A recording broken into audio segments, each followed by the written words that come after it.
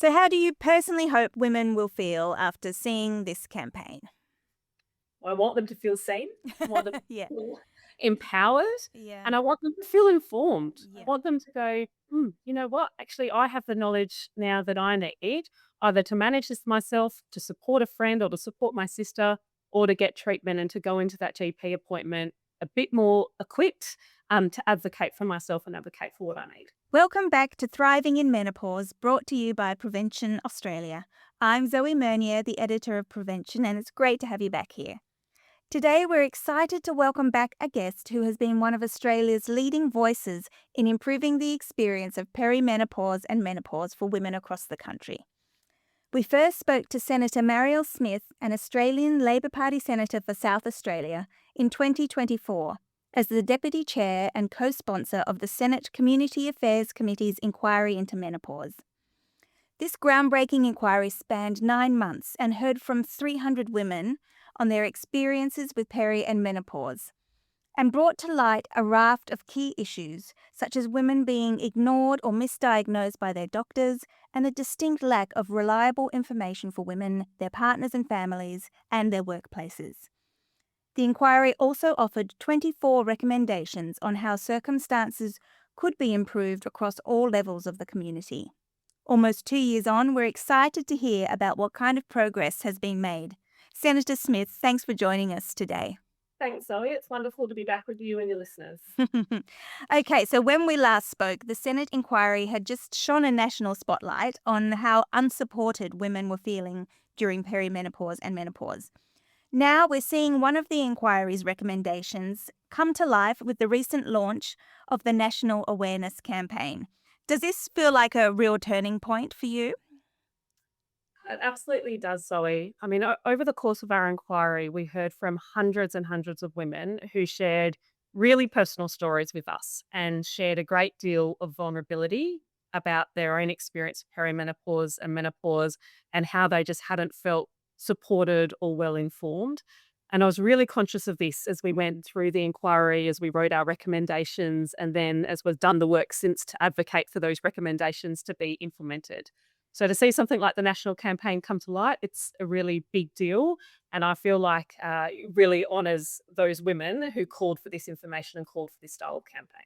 Okay, so what exactly is the goal of the campaign?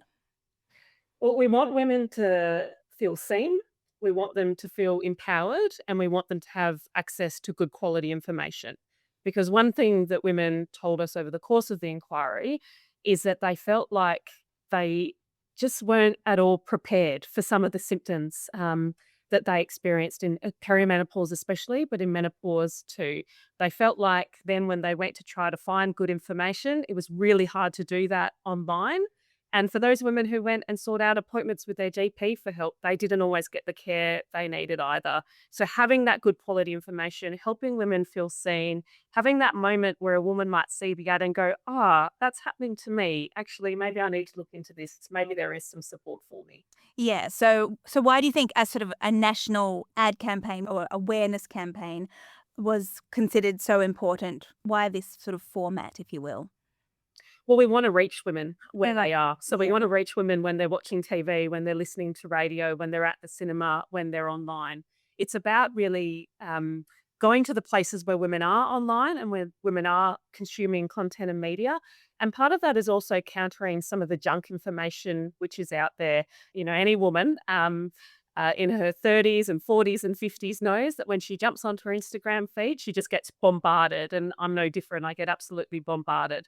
And a lot of these products are just complete junk, and a lot of the information is really poor quality information. So it's also really important that we see good quality information, reputable sources of knowledge, and further places to go, countering and alongside that other misinformation we see online. Yeah, absolutely. And I guess in some regards, it's also reaching women before they have to seek it out because, I think one of the things the inquiry found was that many women simply didn't realize they were in perimenopause. So why is, do you think, symptom recognition still such a major issue?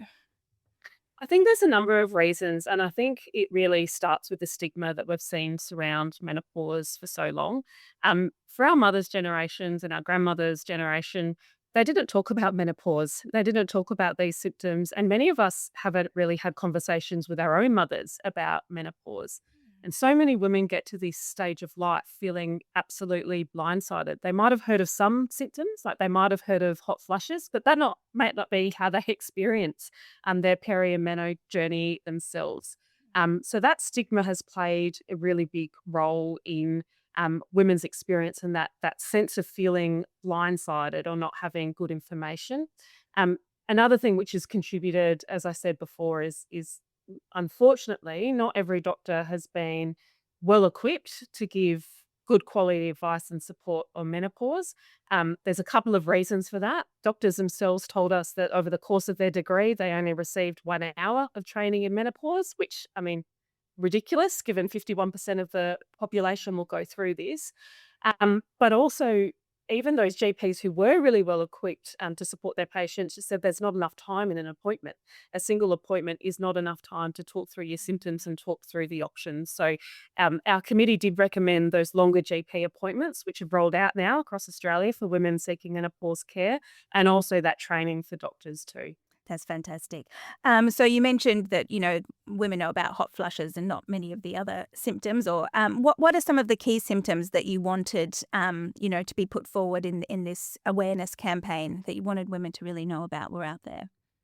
Well, symptoms like brain fog, which women talk to me about all the time, symptoms like anxiety, sleep problems. I mean, there's a whole scope and range of symptoms. I think it's up to 34 is the general consensus of the number of symptoms that women can experience during perimenopause and menopause. And of course, not every woman has the same journey. Not every woman experiences the same combination of symptoms. And I've talked to women over the last few years who said, this could actually save lives, this symptom recognition, actually understanding what's happening to me, actually knowing that this is, um, you know, a, a normal part of the change in life that is happening. Not normal in the sense that there's no help available, but normal in the sense that this is actually part of perimenopause and menopause, and therefore there is something I can do about it. I think that's really important. And just taking this away from just this idea of hot flushes. Yes, there's symptoms for some women, and we need support for those symptoms. But there's a lot else which goes on, especially in peri, which can look very different in the early years to the later years too. Yes, absolutely. So how important was it that this campaign reaches not just women, but workplaces, families, partners, and healthcare professionals too? It's really important. I think especially for partners, because we did have some partners come and speak to us and give evidence at our inquiry. And I think for a lot of partners, this can be a really distressing time. If your wife or your partner is experiencing debilitating symptoms, if they're experiencing symptoms which are shutting them out of the workplace, if they have symptoms which are really affecting their quality of life, it can be hard to know how to support your partner. If your partner is seeking help and not getting that help, it can feel really frustrating. And I think, the stigma around menopause has stopped us as women understanding what happens at this stage of life and what the symptoms are. That stigma for the blokes is, is even worse. I just think it's something that so many blokes have no idea about until they see their wife or partner going through something. And then they just feel despondent and not knowing how to help. So getting that information out there for partners is really important. But it's also workplaces too. And I think that remains really the next frontier in what we need to tackle as a federal government when it comes to menopause, because we know women in their workplaces still feel that stigma, still find it hard to ask for the adjustments they need in their workplace to make it a bit easier and a bit more comfortable. So I'm hoping that plenty of employers see this campaign as well, and that starts them thinking about, okay, well, these are the spread and variety of symptoms. How might I be able to help the women in my workplace to manage that and still be able to participate as they want to? Yeah, for sure.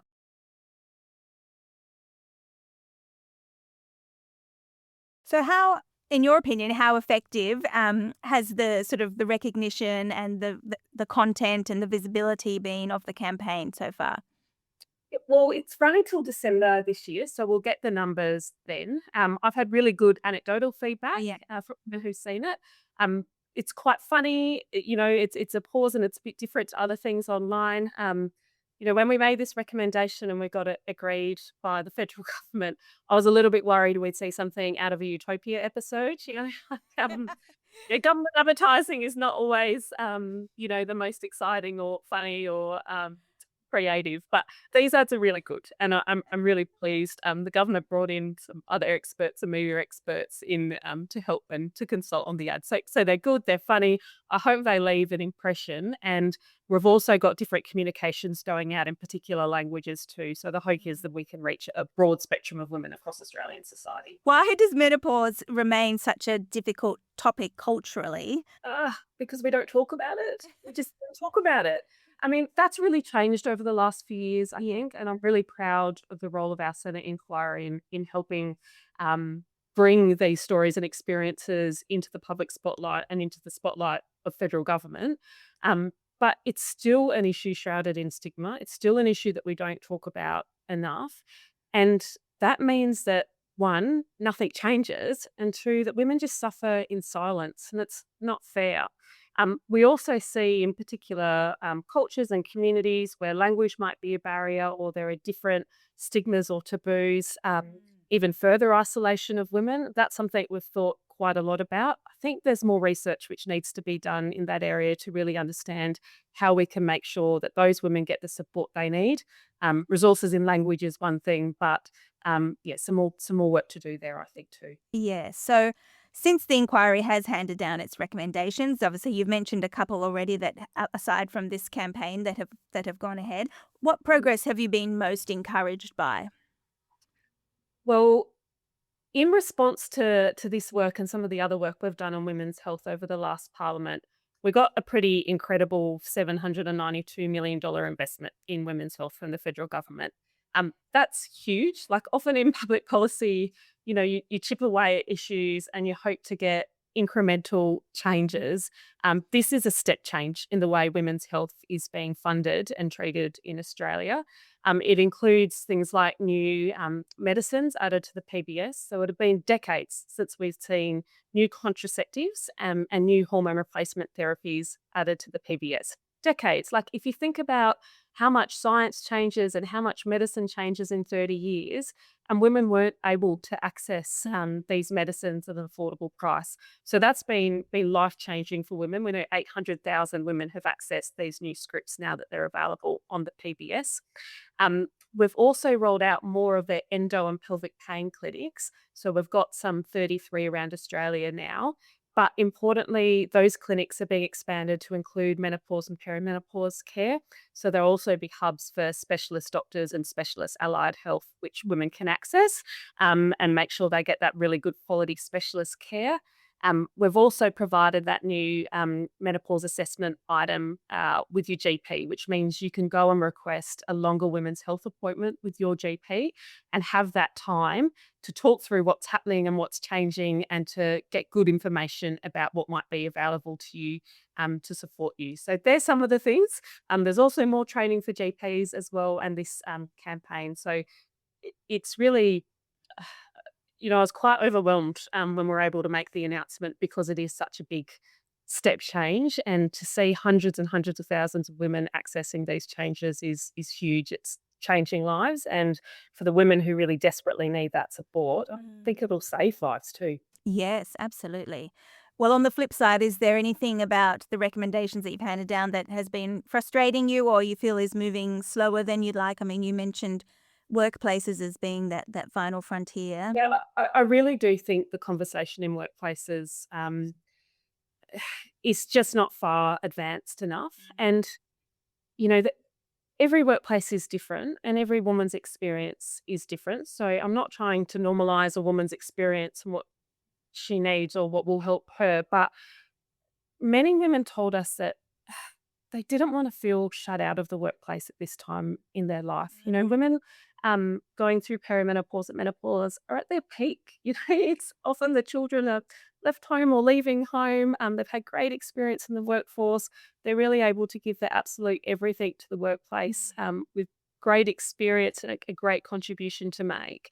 And then to feel like they have symptoms which shut them out of the workplace is just devastating for them. But it's also devastating for employers and workplaces around the country.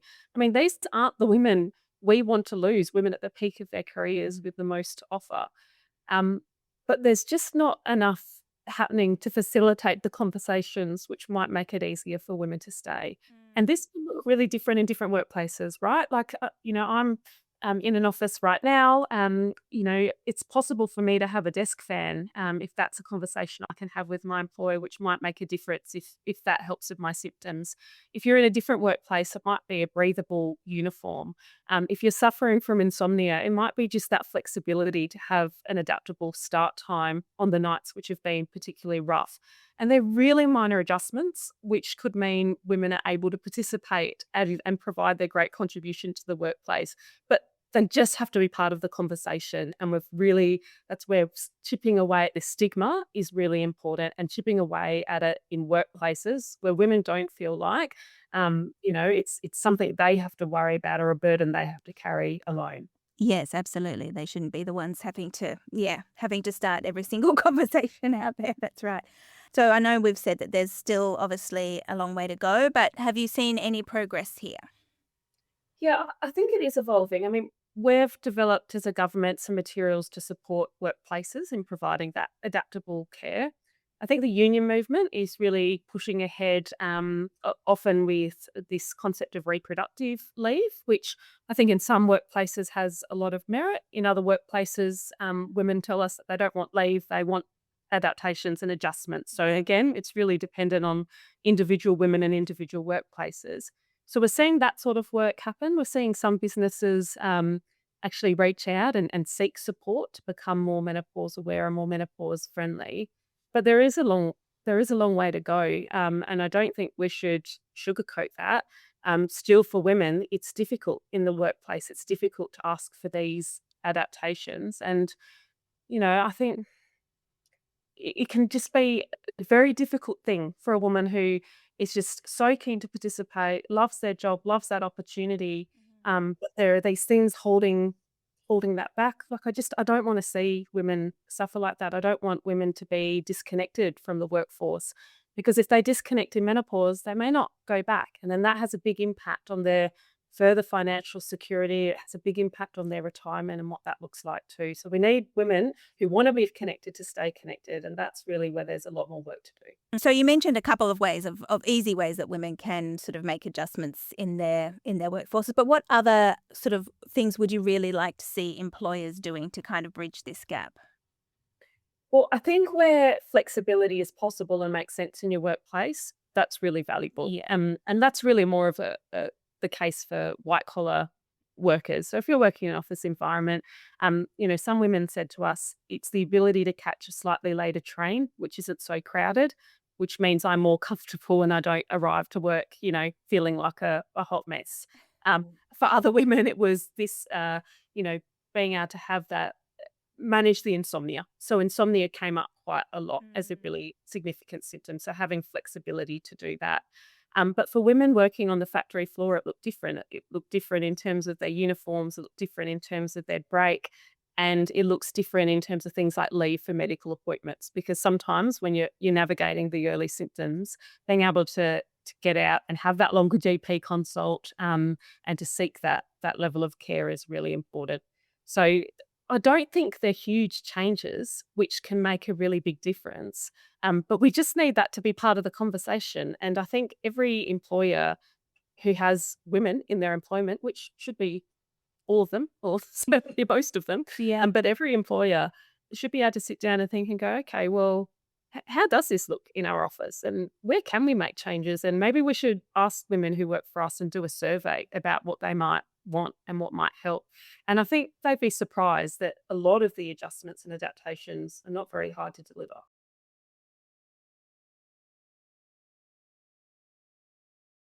So you mentioned that GPs are receiving better education and training around menopause. Can you expand on how that has changed from the 1 hour that they used to receive? Yes. So, look, I mean, there's a bit of work which I think still needs to happen at the university level, in terms of the way these courses are designed and structured. And I'm not a GP, I'm not an expert in how menopause should be taught, but I think it's pretty common sense that 1 hour is not enough. Like, I think we can all agree on that. But in terms of what the government can do, we're rolling out additional training, which GPs can access, and nurses and midwives as well. So for professionals who are already trained in their field, so they can upskill on menopause and get that support for free. So Jean Hales is running that, and that's starting to roll out at the moment. And then the federal government is also developing new clinical care guidelines for these professionals, which will help guide them in their care of women too. And I think GPs want to be able to provide this level of support. Like we have wonderful GPs in Australia who care very deeply for their patients, but they've been under a lot of pressure with these short appointment times, and it's a lot to cover. It's sort of like teachers. We expect so much from our GPs, we expect so much from our teachers. But I think this training has been received really well, and hopefully that means that we can upskill those professionals. And so when women go get that GP appointment, they don't leave feeling like their experience has been minimized or they just haven't got the information they need. Yes, absolutely. So, what do you think the biggest barriers women still face in accessing evidence based care? All the junk and crap on social media. And it's just such a huge frustration to me that every time you jump on there, you're being sold some tonic or some powder or some miracle solution, which is going to help with your solutions without an evidence base, without anyone having to prove that this is effective and safe enough. I mean, that really, really frustrates me. Um, but it exists because women feel desperate. And women, if you feel like you went to your GP and you weren't heard, or you feel like your pain was dismissed, or you don't feel like you can talk to your mum about it, I mean, where do you go for information? You do scroll online, and suddenly these products and these things can look really attractive because you're desperate and you're struggling, and someone's promising a magic solution. And wouldn't we all love a magic solution? But there's so much crap there. We need to get good information out there. So we've got this new website, health.gov.au/perimenopause. That's got great quality information. The ad campaign will help with that. When you see good research, we've got to share it with our friends and be talking about it. But that really remains a big problem. I don't know what the answer is other than countering it, and just trying not to fall vulnerable to this rubbish, which is hard.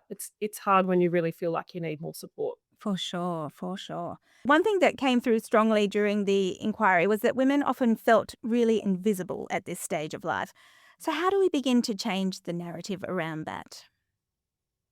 I think it is changing. Like, I really think women now are calling bullshit on this idea of invisibility Yeah. and just aren't being quiet and are making sure they're heard.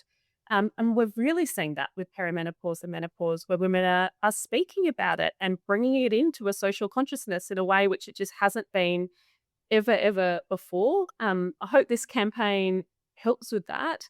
But really, it's for us to say, no, that's not on. I'm not invisible. I've got a lot to give and a lot to contribute. And where there are things that I need, I'm going to ask for them. And where there's ways I can support other women, I will. But we will be seen because we've got a lot to contribute. I love that. I love that. Yeah. So, down the road now from the inquiry and its recommendations, do you feel optimistic now about the future of menopause support in Australia? I feel so optimistic, Zoe, because as I said before, we've not just seen some incremental change, we've seen this gigantic step change when it Yeah. comes to federal government. We need another step change when it comes to workplaces, and I really hope we'll see that too. But I think women in this stage of life, those of us in peri like me and those women in experiencing menopause, we're standing up. We want to be seen, we want to be heard, we want to take control of our treatment. And take charge of getting the help and support we need. I think things are changing because we're breaking down that stigma. And, you know, I often think when it comes to a woman's health journey, we're taught that you'll have puberty and that will suck. And then you're taught you'll then have a baby one day and that will really hurt. It's like the conversation goes blank. Like, if nothing of consequence will happen in your life after that point. And for so many women, it's like, well, hang on a sec. Actually, lots happens in my life after the point of having a baby, and lots happens in my healthcare journey too. So I think that's changing. I think women really powerfully advocating for themselves. And I've been really proud to advocate beside them and be part of delivering some of this change. It's really special. That's so reassuring and positive. Well, look, unfortunately, that's all we have time for today, but thank you so much, Senator Marielle Smith, for sharing your time and insights with us today. Thank you so much, and for all you do to advocate for women experiencing menopause and perimenopause. Pleasure. And listeners, thank you for joining us as well. If you liked this episode, we'd love you to rate, review, and subscribe.